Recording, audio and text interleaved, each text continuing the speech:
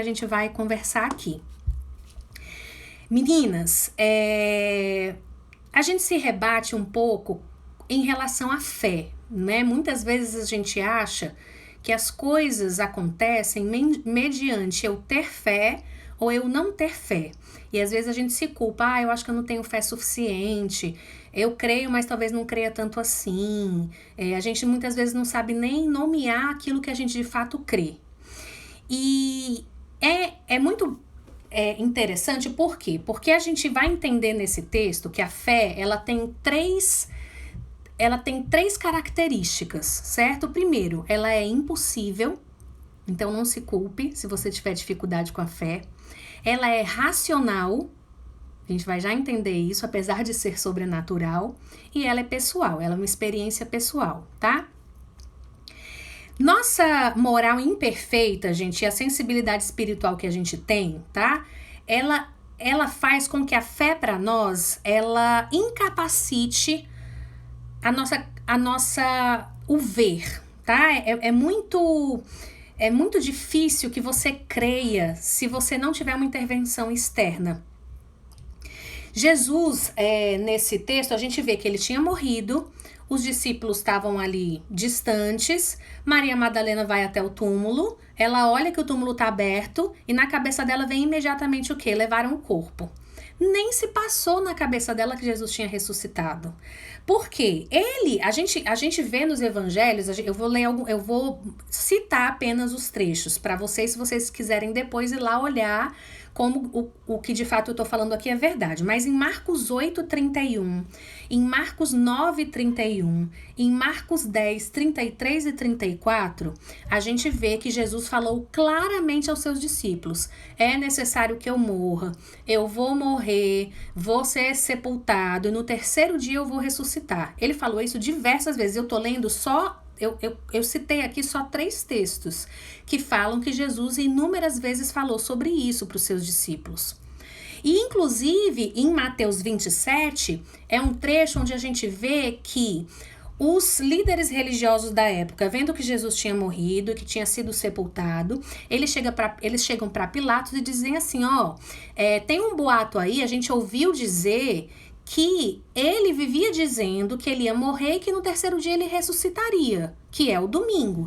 Então faça o seguinte, Pilatos, pega aí um grupinho seu de soldado e põe lá na porta do túmulo, porque eles podem ir lá roubar o corpo e inventar que ele ressuscitou de fato. E esse erro seria ainda pior do que o primeiro. Os líderes religiosos dizem isso para Pilatos e ele de fato destaca um conjunto de soldados, um grupo de soldados para ir vigiar o túmulo na porta do túmulo, tá?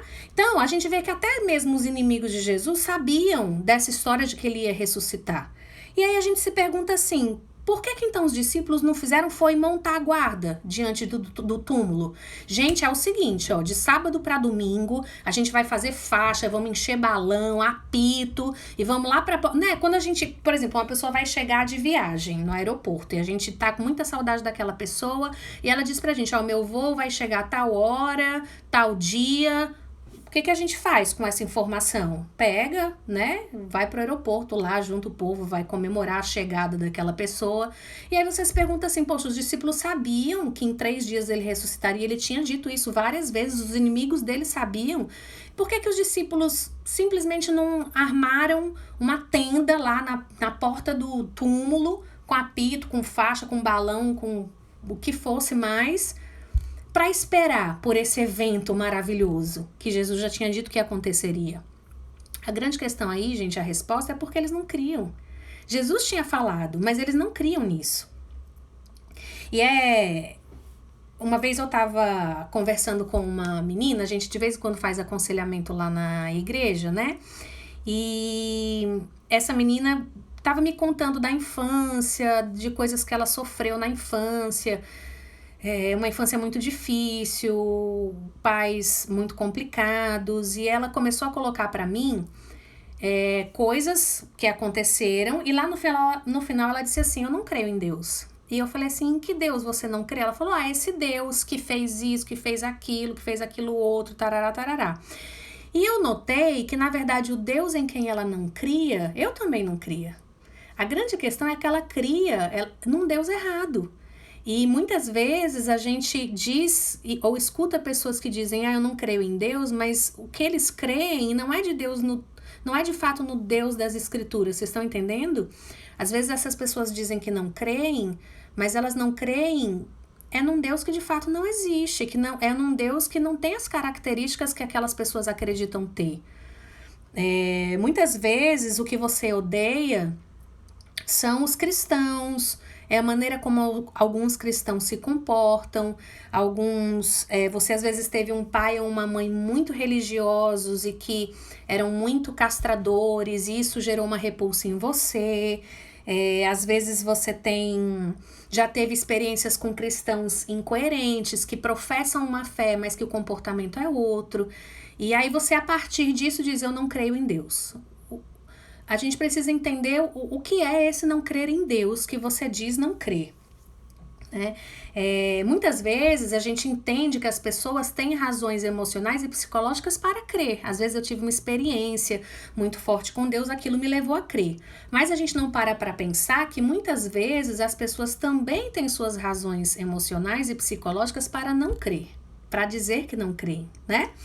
E, de uma forma geral, se a gente entende que o cristianismo e que as coisas que o cristianismo diz, defende, são verdadeiras, as pessoas muitas vezes têm medo de crer nesse cristianismo. Por quê? De uma forma geral, nós temos idolatria por controle.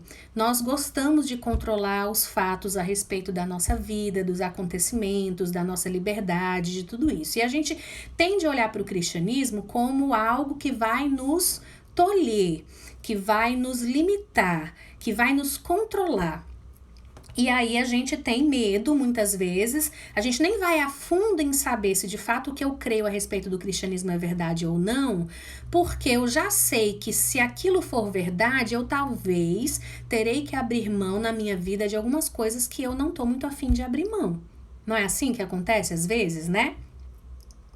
E isso gera em nós um certo medo dessas coisas que o cristianismo diz defender e que nós às vezes não queremos nem acreditar que são verdades, porque isso, de certa forma, vai nos colocar de frente com coisas que nós não queremos enfrentar.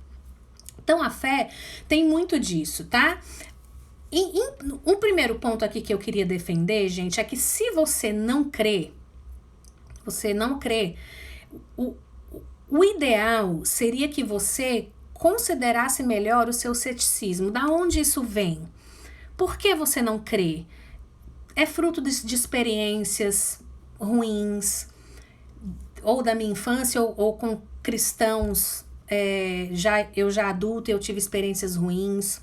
É fruto de eu nunca de fato ter ido a fundo para entender o que o cristianismo diz de verdade, porque na verdade os conceitos que eu tenho do cristianismo são muito mais construídos em cima do que a mídia coloca, eu também não creio, do que pessoas muitas vezes, como pessoas se comportam às vezes no meu trabalho. Às vezes eu tenho uma pessoa no meu trabalho que é aquele crente assim que enxerga através de um túnel, ele não enxerga mais nada ao redor e às vezes ele é uma pessoa tão difícil, é uma pessoa tão pouco amorosa, é uma pessoa que está sempre julgando, e aí eu passo a acreditar que o cristianismo é aquilo, e aí eu falo, não, eu não quero isso para mim.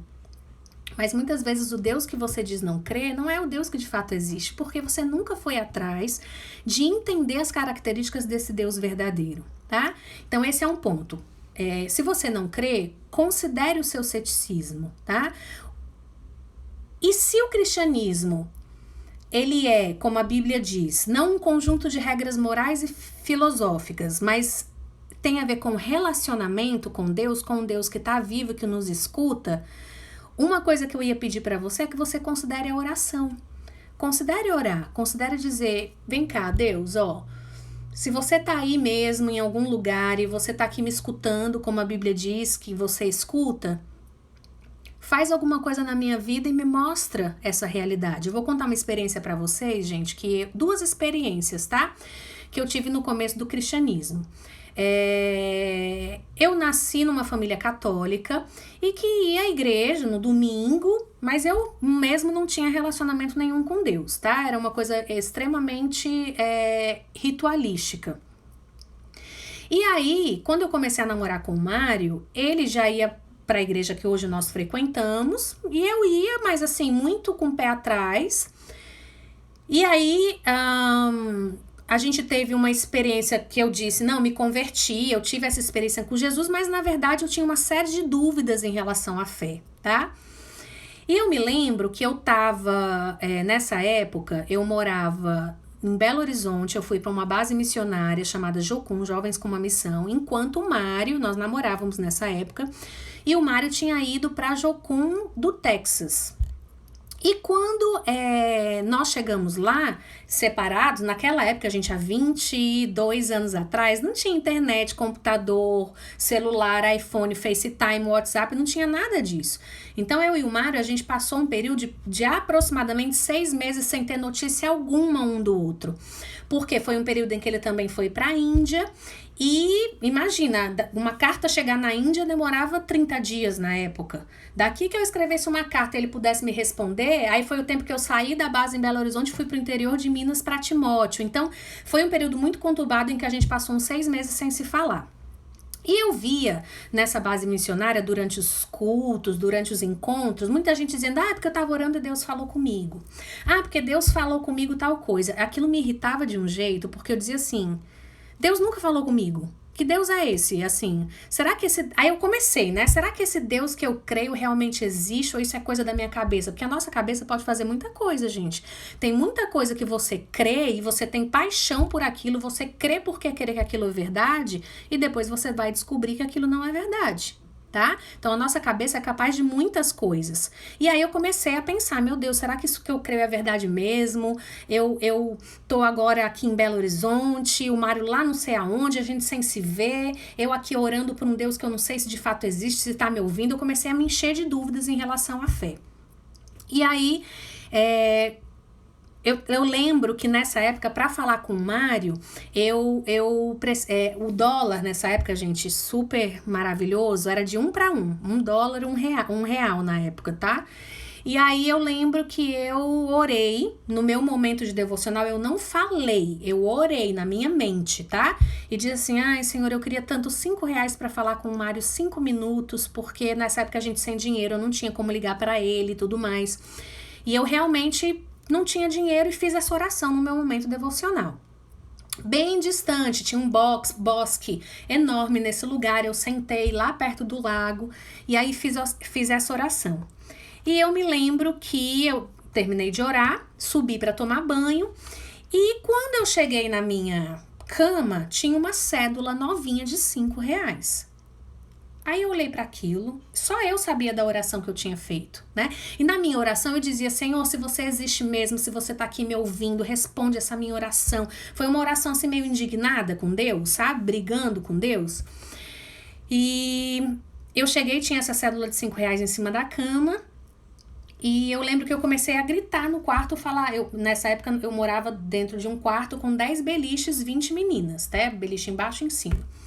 E aí, uma das minhas amigas chegou pra mim e disse assim, fui eu que coloquei aí, esse dinheiro é pra você. Aí eu falei assim, mas por que, Vaninha? Ela até visitou Fortaleza um tempo atrás, a gente se reviu, foi muito, muito bacana. Ela disse assim, olha, eu não sei te dizer, mas eu tava lá fora orando e Deus falou claramente comigo que era pra eu pegar R$5 do meu dinheiro e colocar em cima da sua cama porque você tava precisando. E nesse dia, gente, eu tive a minha primeira experiência com esse Deus que ouve, com esse Deus que responde de uma maneira muito sobrenatural e muito clara. Depois disso, outras milhares de experiências vieram, não tão grandiosas assim, mas outras experiências que me fazem ter a certeza de que aquilo em que eu creio, de fato é verdade, de fato existe, não é coisa da minha cabeça. Então, se você é cético, se você tem dificuldade com fé, se você tem dificuldade com crer, peça a Deus uma experiência. Ele é o mais interessado em dar essa experiência a você. Um outro ponto é que muitas vezes o fato de você estar incomodado com a sua falta de fé já é um sinal de que Deus está trabalhando na sua vida. Por quê? Porque lá em Filipenses 2:3 diz que Deus realiza em nós tanto o querer quanto o efetuar. Vocês entendem isso? O querer que você tem aí no seu coração de ter experiências mais fortes com Deus não vem de você. Esse querer, quem já colocou no seu coração foi Deus. Então Jesus muitas vezes está bem mais próximo de você do que você imagina, porque se você já está sentindo esse querer, é Ele que vai efetuar. Isso é bíblico, tá certo? O querer não é nosso, o querer já vem de Deus e o efetuar também é dele, tá bom? Então, é um convite que eu faço a você. Se tranque, coloque diante de Deus as suas dúvidas, o seu coração, e Ele no secreto do seu coração, Ele vai te responder, é Ele que vai te dar essa experiência, tá? Ele já tá aí do seu lado, pronto a lhe dar essa experiência, ok? Ter fé, gente, não depende da gente. A Bíblia diz que a fé vem de Deus, para que ninguém se glorie. Isso não vem de nós, isso é dom de Deus. Porque senão, se fosse de nós, eu poderia dizer, eu me orgulho muito, eu tenho muita fé, eu sou uma pessoa de fé. Ou então outros olhariam para a vida e falariam assim, eu queria tanto ter a fé que aquele lá tem, oh meu Deus, por que eu não tenho, né? Poxa, eu sou uma pessoa muito ruim mesmo, porque eu não creio. E na verdade, gente, a fé não é algo que nós possamos construir por nós mesmos. A fé vem de Deus, ela é dada por nós de Deus. É dada por algo externo, para que você não se glorie com isso. Aí eu volto lá para os discípulos. Por que eles não montaram guarda? Porque eles não criam na ressurreição, tá? Mas isso é uma questão até histórica. Os gregos e os romanos realmente não criam na ressurreição do corpo, não criam que isso poderia ser possível. Eles inclusive, faziam essa dicotomia entre o que era do corpo e o que era da alma. As coisas da alma eram nobres, eram boas. Então, por que alguém ia querer ressuscitar o corpo? Se o corpo é o que traz tudo de ruim, tá? Então, essa era a mente deles da época. E os judeus, alguns dos judeus não acreditavam e outros até acreditam ainda hoje que a ressurreição do corpo acontecerá lá no final dos tempos. Mas Deus ressuscitar alguém assim no meio da história, não, eles não criam nisso. Então os judeus, quando Jesus falava que ressuscitaria, na verdade eles não criam nisso. E se você é um homem moderno, gente, que crê na ciência, que tem uma mente muito aberta, que gosta muito de ler, de estudar, é muito provável que você também não creia, que você talvez tenha uma sensação de certa forma fantasiosa desse acontecimento que marcou a história do mundo, tá? O cristianismo existe, gente, e ele faz sentido porque Jesus ressuscitou e porque ele tá vivo, tá bom? Mas nós temos realmente dificuldade de crer. E aí eu entro num segundo aspecto em relação à fé. Eu primeiro coloquei que ela é impossível, por quê? Porque ela não é algo que você possa querer ter. Não, eu quero ter fé. Não, a fé vem de Deus. Então, se você tem dificuldade com isso, peça a Deus. De acordo com tudo isso que eu já falei. Mas um segundo ponto, gente, é que a fé ela é racional. Claro que a fé ela é uma experiência sobrenatural. Porém, ela também é uma experiência racional. Se o que você crê chegou a você simplesmente através de arrepios e emoção, no primeiro problema que você tiver, a sua fé não vai resistir. Então, a sua fé ela precisa ser também racional. Você precisa ponderar, você precisa colocar diante de você aquilo que você tem ouvido, aquilo que você tem lido. Às vezes, gente, a gente tem a sensação de que Deus está distante de nós porque a gente colocou ele distante. Você não busca, você não lê a Bíblia, você não vai atrás de nenhum estudo, você está sempre alimentando a sua mente com coisas da nossa cultura que matam Deus, né? A maioria das coisas da nossa cultura, a gente matam Deus e é necessário que a gente todo dia esteja buscando para lembrar daquilo que a gente crê, porque facilmente a gente esquece. E muitas vezes Deus tá assim colocado num lugar distante porque você colocou ele lá, mas ele tá à sua espera para se voltar e se aproximar de você. E aí eu volto pro texto numa coisa bem bacana. Quando lá no versículo 6 diz que Pedro chegou, entrou no sepulcro e viu as faixas de linho, a gente tem o nosso português, ele é muito pobre perto do grego, né? O grego, ele às vezes tem várias palavras para um mesmo significado, ou então várias palavras para significados diferentes. Então, quando você vê lá a palavra viu, pra gente ver é ver só, né? Mas quando você vê lá que foi colocada a palavra viu, essa palavra do grego poderia ser substituída por blepo. O que significa blepo? Blepo significa processar, refletir. Pedro era um judeu, ele não acreditava na ressurreição, mas quando ele entrou, ele usou a razão, ele refletiu, ele olhou. Eu acredito que ele deve ter pensado assim, porque diz o quê? Que ele entrou e aí ele viu o lenço que tinha estado na cabeça de Jesus e que estava dobrado à parte. E viu também que tudo estava separado das faixas de linho que estavam do outro lado. Eu acredito que ele entrou, olhou e falou assim, não, peraí. Se Jesus tivesse tido uma catalepsia, vamos supor, né, que Jesus, vocês sabem o que é catalepsia, né? Antigamente era muito comum. Eu tenho uma amiga que ela conta que o avô dela teve isso e levantou no meio do velório, né? Deus me livre. Mas era muito comum, porque não tinha os aparelhos que a gente tem hoje em dia para testar a morte, né? O eletroencefalograma, batimento cardíaco, não tinha. Então, muitas pessoas tinham essa história da catalepsia, que era morrer, achar que tinha morrido e aquela pessoa não tinha morrido, né? E aí, eu acho que Pedro entrou e falou assim, não, peraí, se Jesus teve uma... Eu tô aqui, gente, não tá escrito isso na Bíblia, mas tá escrito que ele olhou e não só olhou, ele raciocinou, ele analisou, ele processou, ele refletiu, e aí, quando ele saiu, ele disse, eu creio. Ou seja, ele saiu dessa postura cética de um judeu que não cria para alguém que cria, através de uma análise do que estava acontecendo. Então, ele podia ter pensado, se Jesus teve um momento de catalepsia, por que o pano estaria todo dobradinho? Quer dizer, ele se levantou e aí foi dobrar o pano? Como assim, né? Ou então ele pensou, se os amigos levaram, se foram discípulos que levaram, por que levar ele nu? Né? Porque os panos estão todos aqui. Vocês lembram lá quando Lázaro foi ressuscitado? Pedro estava presente. E Lázaro saiu com as faixas. Tanto é que Jesus diz, tirem as faixas, atai-o e deixai-o ir, não é assim? Aqui não, Pedro entra e as faixas estão lá. Então ele pergunta, se fossem amigos, se Jesus simplesmente ressuscitou, por que sair nu? E ao mesmo tempo, se fossem os inimigos, por que dobrar bem direitinho as faixas? Se fossem inimigos, ou ia levar com a faixa com tudo, ou se fosse o caso, ia cortar, deixar as faixas tudo bagunçada e levar o corpo, não é isso? E a Bíblia diz que ele analisa a situação e dali ele sai crendo. Então, a nossa fé, gente, muitas vezes ela precisa ser assim.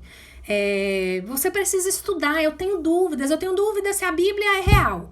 Gente, tem tanto artigo bacana que prova que a Bíblia é real. Eu tenho dúvidas de que Jesus realmente existiu. Tem um historiador do primeiro século chamado... Ai, meu Deus, eu vou me lembrar dele agora. Me deu um branco agora. Lembro já.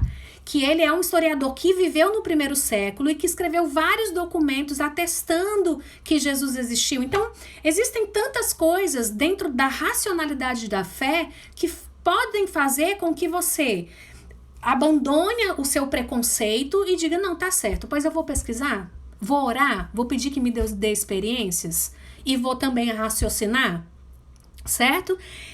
E uma outra, a gente falou que a fé é impossível, que a fé é racional, e vamos falar de um terceiro ponto, que a fé é pessoal. E aí eu acho lindo nesse texto, gente, porque a gente viu que Maria Madalena, os discípulos entram, eles saem e ela fica lá chorando. Ela tá entregue às lágrimas, desesperada, triste, e ela não reconhece Jesus. Ela vê, mas ela não reconhece. Jesus tá ali parado do lado dela e ela não reconhece. Porque ela tá tentando achar um Jesus errado, um Jesus morto, né? E Jesus faz algumas perguntas para ela. Quem você procura? Por que você tá chorando? Por que você tá triste? E mesmo assim ela não reconhece, ela acha que ele é o jardineiro. Até que ele chama ela pelo nome. Ele diz Maria. E aí o texto diz que os olhos dela se abriram e ela diz Rabone, mestre. Gente, a fé é algo pessoal. Se for necessário que Jesus chame você pelo nome e lhe dê essa experiência pessoal como ele deu para mim, porque talvez eu fosse um Tomé, né? Eu dizia, eu só acredito se eu ver, eu só acredito se eu tocar. Eu tinha uma mente muito cética, muito racional, não me deixava levar pelas emoções.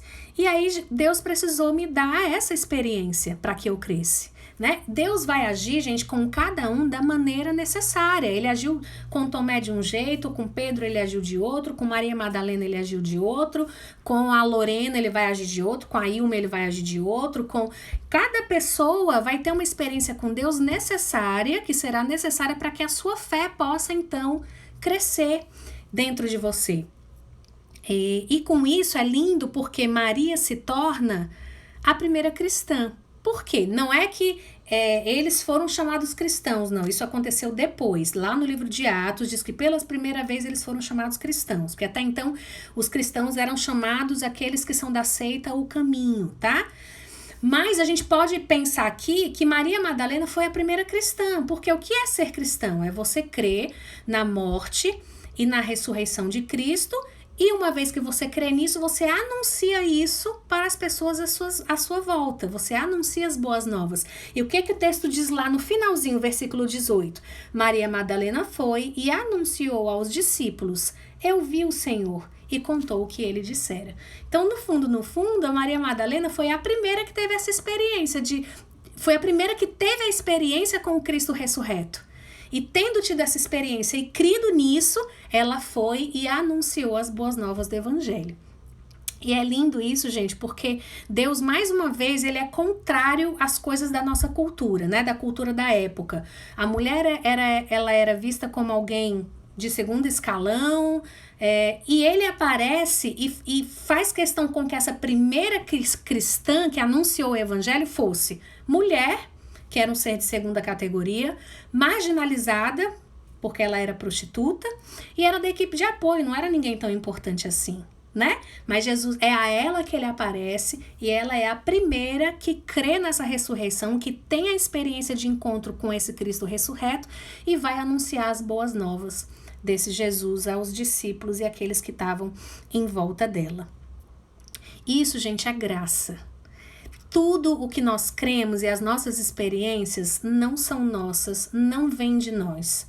É graça de Deus. O que é a graça? É quando Deus nos dá aquilo que nós não merecemos. E nós precisamos lembrar que as misericórdias de Deus se renovam a cada manhã. O que é misericórdia? É quando Deus não dá aquilo que de fato nós mereceríamos, porque a gente é ruim pra caramba, né? A gente é ruim, meu povo. A gente não tem um coração fiel, a gente não ama da forma que Deus nos ama, mas mesmo assim Ele nos ama e Ele renova as suas misericórdias sobre nós a cada manhã, derramando sobre nós da sua graça. Então, meninas, era isso que eu queria trazer de palavra para vocês hoje. Se você lhe falta fé, peça experiências de fé a Deus, é Ele que nos dá. É Ele que nos dá nas coisas menores. Deixa eu contar uma experiência legal de hoje mesmo. Eu e o Mário, a gente tá meio ruinzinho assim, né? Estamos bem, fazendo coisas. Eu passo um aspirador e tudo, dou uma organizada, mas é aquela murrinha o tempo todo, né? Aquela vontadezinha assim de estar o tempo todo deitada e tudo. E hoje ele saiu bem cedo para levar a mãe dele para fazer uns exames. E eu fui lavar roupa e passar roupa, que tinha um monte de roupa que eu acumulei e fui passar roupa, porque aí eu fiquei sentada, passando roupa, deu pra passar direitinho, né? A gente tá sem ninguém, eu tô sozinha, então fazendo as coisas de casa. E aí, ele saiu pra ir levar a mãe dele pra fazer uns exames, mas demorou demais, ele chegou em casa, era umas 11 horas, 11 e pouquinho, e ele que faz o almoço, né? Todo dia o nosso combinado é que eu limpo tudo, faço tudo, e ele fica com essa parte do almoço. Até porque ele faz muito melhor do que eu, porque ele gosta de cozinhar. E aí, quando ele chegou 11h15 mais ou menos, aquela coisa, ai meu Deus, acabei de chegar, cansado já, né, porque saiu, teve que levar a mãe para fazer esses exames, não devia estar nem saindo e tudo, mas não teve como, a mãe dele precisava fazer de fato esses exames, não tem quem leve, só eles, ela só tem ele aqui, e ele que foi levar. E aí, quando ele chegou, ele tava super cansado, né, e aí eu falei, não meu Deus, mas vamos fazer, só que, nessa hora o interfone toca e eu atendo e era uma pessoa dizendo assim, olha, vem aqui embaixo que uma pessoa deixou algo aqui pra vocês. Aí o Caleb pediu pro Caleb ir, meu filho mais novo. E quando ele chegou com 4 bandejas de alumínio com comida que uma pessoa tinha comprado e trazido pra gente. Um casal que a gente ama, muito querido e que a gente é apaixonado e que realmente sentiram no coração hoje de manhã de comprar essa comida e mandar pra gente almoçar. Então, isso é ou não é experiência com Deus, gente? Assim, eu creio, e que bom que eu creio, porque talvez tenham pessoas que estão olhando e falando assim, foi só coincidência. Se você acha que é só coincidência, eu lamento, mas eu creio tanto que isso é experiência com Deus e que foi Deus que, vendo a nossa necessidade, nos mandou isso, que isso aumenta a minha fé, entende? É por isso que a Bíblia diz que se você tiver fé como um grão de mostarda, você vai dizer para esse monte, passa daqui para ali, isso vai acontecer. Não é pelo seu poder, mas é porque Deus é poderoso, entendem? Então, meninas, é isso. Eu espero que essa palavra tenha falado com você hoje. Espero que você se sinta mais propenso a buscar esse Deus que é maravilhoso e que fala com a gente e que nos instrui e que nos mostra o caminho. A Bíblia diz que a palavra dele é lâmpada para os nossos pés, é luz para o nosso caminho. Então, que a sua fé possa ser fortalecida nessa busca, nesse pedido a Deus de que Ele fortaleça o seu coração com essa fé que vem dele, que não é sua. Amém? Deus abençoe vocês. Alguém tem alguma pergunta para fazer? Mais uma vez, se você tiver interesse em ter o livro, me escreve que eu posso mandar para você, tá bom? Escreve pro meu WhatsApp, ok? Gente, grande beijo, Deus abençoe vocês, não se preocupem, nós estamos bem, tá certo? Apesar dessas sensações às vezes ruins, né? Como eu falei, um pouquinho de dor de cabeça, esse nariz escorrendo o tempo todo, a garganta ardendo, mas sintomas muito leves, tá bom? Já estamos bem. Deus abençoe vocês. Amo vocês, amo cada uma de vocês, morrendo de saudade de poder dar um beijo em cada uma de vocês, mas logo, logo isso vai passar. Aproveitem esse tempo, gente, de isolamento social. Jesus, ontem na nossa live de casais, a gente falou sobre isso, né? Que Jesus viveu um período de isolamento social no deserto, né? A gente pode pensar dessa forma, foram 40 dias. E dali ele saiu mais fortalecido. Você pode escolher em sair dessa quarentena cheio de coisa do Instagram, coisas fúteis muitas vezes que não alimentam nada a sua alma e o seu coração, e sair do mesmo jeito, ou você pode escolher sair dessa quarentena muito mais fortalecido, muito mais cheio de fé nessa busca com experiências com Deus. Esse é o meu desejo para vocês, tá bom? Na quinta-feira a gente se encontra de novo e amo vocês, gente. Beijo grande.